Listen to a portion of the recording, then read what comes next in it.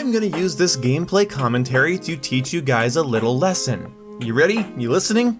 YouTubers make videos for views. Those views equal ad revenue. That ad revenue compensates us for our work, probably a tenth of what we should be making for the hours we're putting in. But it makes us happy and we keep doing it because who doesn't want to play video games and talk about our opinions for money?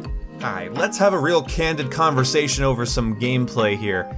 Alright, first of all, I get a lot of comments saying that I only do certain things for views, or somebody else only does something for views, or I'm only talking about something because it's relevant, or I'm flip-flopping, and I wanted to shed some light on this, and at the end of this video it's gonna kind of piss you off a little bit, but hopefully you'll still respect me at the end. So let's get started. Now, I recently made a video about Clean Prince Gaming and Downward Thrust, and that video is doing pretty well right now for me. It's almost at like 10,000 views, 11,000 views, and I'm pretty excited because, I don't know, maybe it'll end up paying for my girlfriend's fucking anniversary presents. That's badass. Thank you guys so much for the views and the shares and all that.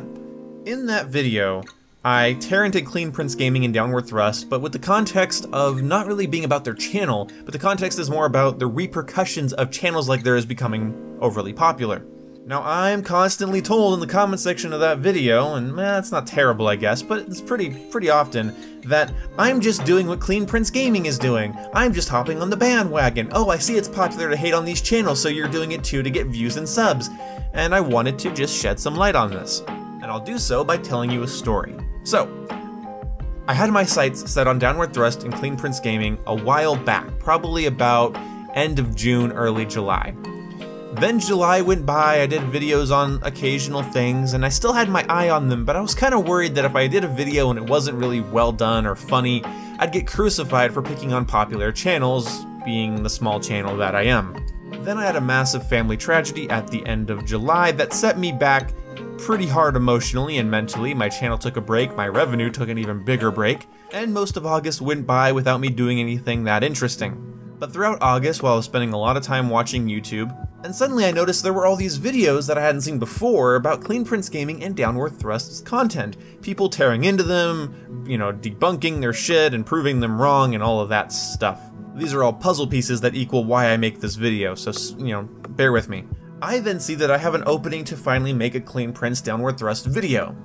Then, flash back to my last, I don't know, 5-6 years on the internet, even before I started my channel, I found myself irritated with really lazy game criticism on Twitter and on YouTube comment sections and through my friends, saying games are dead, trash, dumb, murdered, awful, bad games. Not being able to cite why, because most of these people that are saying the game is bad don't play them. I really ran into that in 2016 with Infinite Warfare. People telling me it's the worst Call of Duty ever made, the worst shooter ever made, it's the worst console game ever made, PC game ever made, worst game ever made, shouldn't play it, and they couldn't tell me a damn thing about it because they themselves hadn't experienced enough about it to actually form their own opinion, and they were just regurgitating other YouTubers' opinions. And bam, I started production on the video.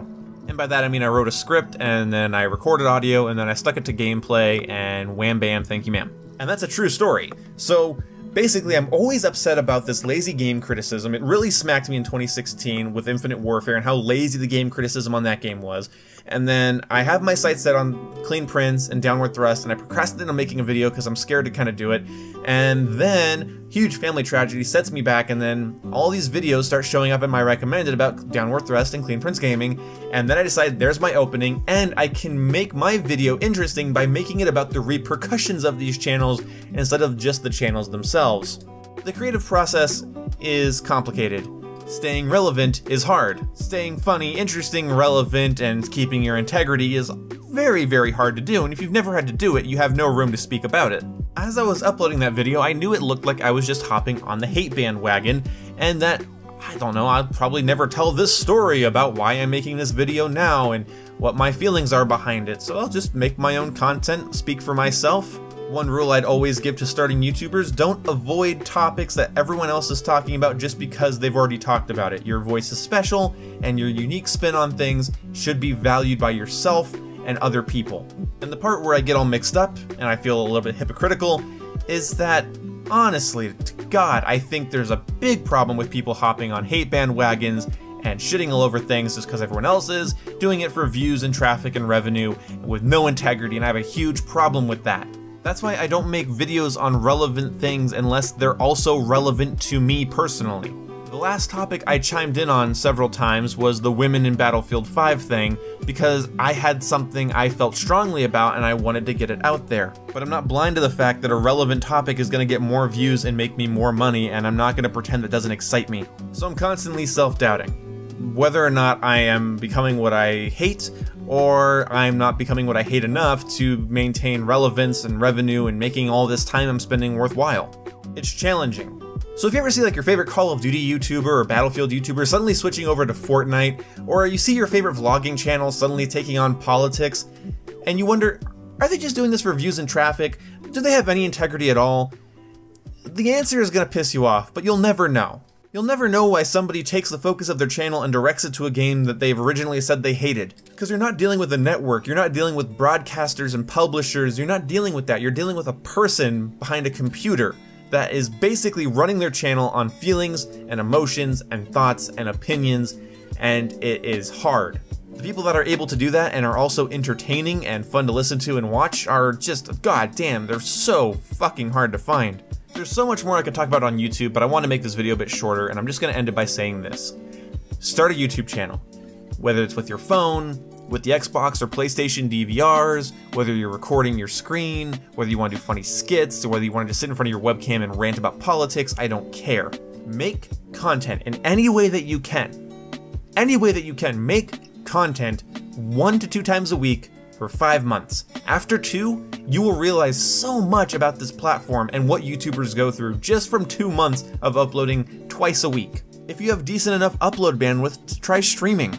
And don't just do this half-heartedly, try to actually build an audience, gain some followers, and get some traction. I can't tell you what your experience will be, but what my experience was, is I realized a lot of what I hated about YouTube was just the creative process being seen from the other side.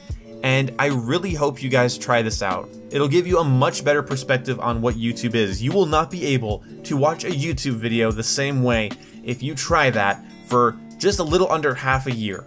Whether your videos are making Lego creations and sharing them with people, whether your videos are telling knock-knock jokes, talking about your day, whether your videos are about your video game opinions, your gameplays, maybe it's just a bunch of Xbox clips you recorded from Rainbow Six Siege and you put them in a montage with some music in Movie Maker or iMovie, maybe that's all it is. But it'll help you realize that YouTubers, no matter how little integrity they appear to have, how disingenuous they seem, or how asshole-ish, clickbaity they behave, just know that there's a person on the other end of that.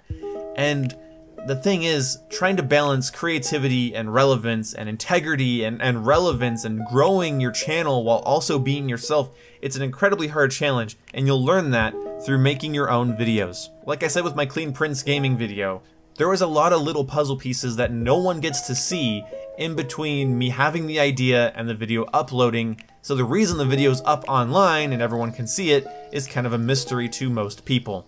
I hope this makes sense and you can understand where I'm coming from. Thank you guys so much for watching, and I will see you when I see you. Goodbye.